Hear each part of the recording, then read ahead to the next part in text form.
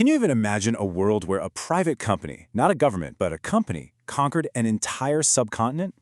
Well, that's not science fiction. It's exactly what happened in 18th century India. We're about to dive into an incredible time of upheaval, a story where fortunes were made and empires were lost, sometimes in the blink of an eye. So let's just let that sink in for a second. In 1700, you've got the Mughal Empire, a global superpower.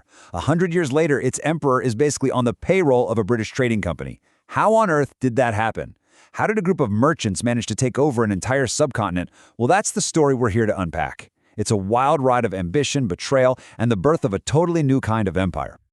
Okay, so to really get how the British pulled this off, we first have to look at the other side of the coin.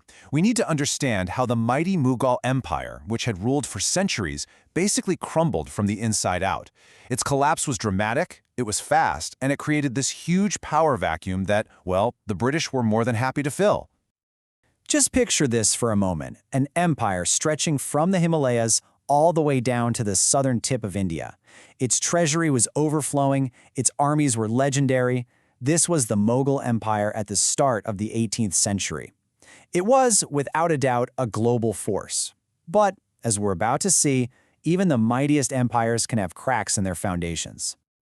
The death of the powerful Emperor Aurangzeb in 1707 was really the first domino to fall. What came next was, frankly, a century of chaos. You had a parade of, well, let's just say less than stellar rulers. You had Bahadur Shah, the headless king, so indecisive he couldn't get anything done. Then you had the Syed brothers, these so-called kingmakers who basically treated the throne like their personal toy. And then there's Muhammad Shah, who is nicknamed Rengila, or the Merrymaker, because he was more interested in animal fights than running an empire.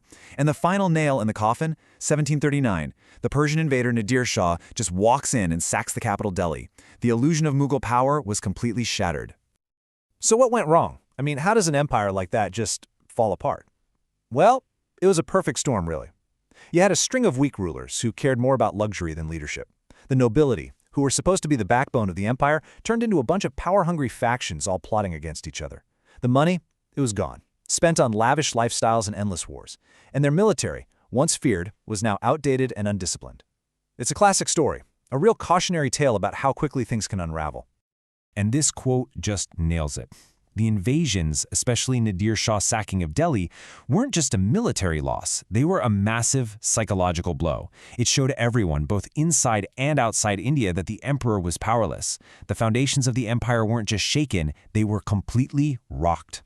The message was loud and clear. The old order was over. So, with the Mughals basically out of the picture, you might think there was just nothing. But that's not what happened at all. The fall of the empire created a massive free-for-all. A whole new set of ambitious Indian powers jumped in, all fighting for a piece of the pie. The subcontinent was, quite literally, up for grabs. And leading the pack were the Marathas. Think of them as this incredible military force that just swept across northern India. They were the new kingmakers in Delhi, the real power behind a powerless Mughal throne. For a hot minute, it really looked like they were going to be the ones to build the next great Indian empire. Meanwhile, up in the north, in the region of Punjab, another major player emerged. The Sikhs, who had faced centuries of persecution, organized themselves into a seriously powerful military state. They were carving out their own destiny in the middle of all this chaos. But maybe the biggest problem for the Mughals, it came from the inside. Their own governors in the richest parts of the empire, places like Bengal, Awadh, and Hyderabad, basically said, you know what, we're done. They stopped paying taxes to the emperor, built up their own armies, and started acting like independent kings. The empire was literally dissolving from within. And right into this total chaos, a new player enters the game, one that nobody really saw coming: European trading companies. Now, they didn't show up with conquering armies, not at first. They came as merchants looking to make a profit. But they quickly realized that to survive and thrive in 18th century India, they had to be a lot more than just traders. All right, let's break down the two main European contenders, Britain and France. And they could not have been more different. The British East India Company was basically a private corporation. It was a lean, mean, profit-making machine, but with the full backing of a stable government and the world's best navy. The French company? It was more like a clunky department of the state, often ignored and underfunded because the French king was more worried about wars in Europe. And these differences, they turned out to be absolutely crucial. So how does a group of traders become so powerful? Well, it all kicked off in the south, in a region called the Carnatic. The local politics there were a messy web of rivalries. The British and the French figured out that with their superior military tech and training, they could back one local prince against another. And if their guy won, they got paid. In land, in money, and in political influence. They were learning to play the game.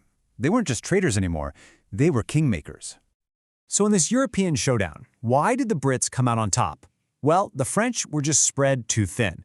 Their government was constantly meddling, pulling commanders out, and diverting resources to fight wars back home. The British, on the other hand, were more independent, better run, and had that incredible navy. But the real game changer, the masterstroke, was their focus. They realized that the key to unlocking India's immense wealth wasn't the south, it was Bengal.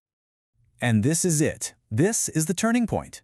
The conquest of Bengal is the moment the East India Company goes from being just another player in the game to the one who owns the whole board. It's a story of incredible greed, shocking betrayal, and one single event that would literally change the course of world history. You know, every war needs a good story, right? A justification. For the British, that story was the Black Hole of Calcutta. Now, the historical details are really murky and debated to this day, but the story that was told back in Britain was horrifying. The local ruler, the Nawab of Bengal, had locked up British prisoners in a tiny room where they suffocated to death. It was a story tailor-made to create outrage, and boy did it work. The public back home wanted revenge. So, the Battle of Plassey. And you kind of have to put battle in air quotes, because this wasn't really a battle, it was a conspiracy. The British commander, a guy named Robert Clive, cut a secret deal with Mir Jafar, one of the Nawab's top generals. The deal was simple. You betray your boss, and we'll make you the new Nawab. So on the day of the fight, a huge chunk of the Nawab's army, led by Mir Jafar, just stood there. They didn't fight. The battle was over before it began. It was a victory won with a bribe, not with bullets. And the payoff was unbelievable. The new puppet Nawab, Mir Jafar, was forced to pay the company over 1 crore rupees. It's an astronomical sum. We're talking billions in today's money. This wasn't just loot. This was startup capital for an empire.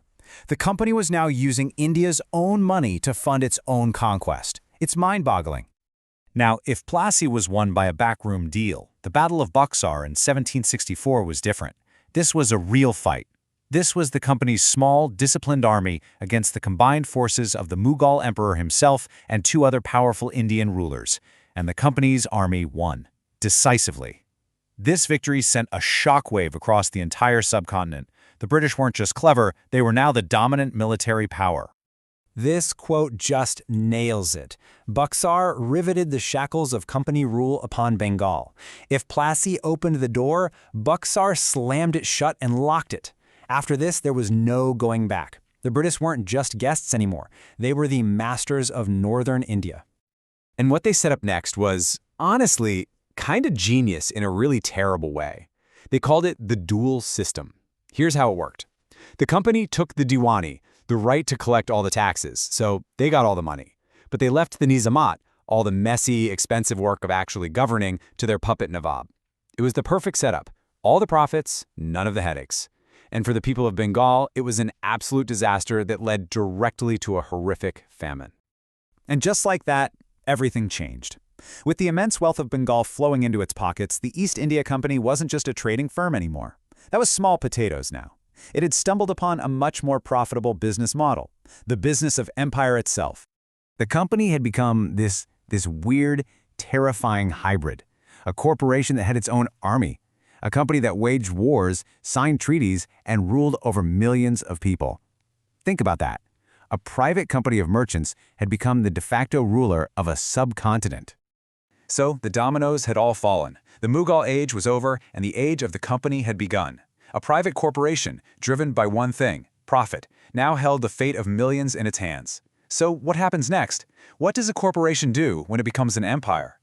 That's a story for another day, but it's a question that, in a world where corporate power is bigger than ever, is still incredibly relevant.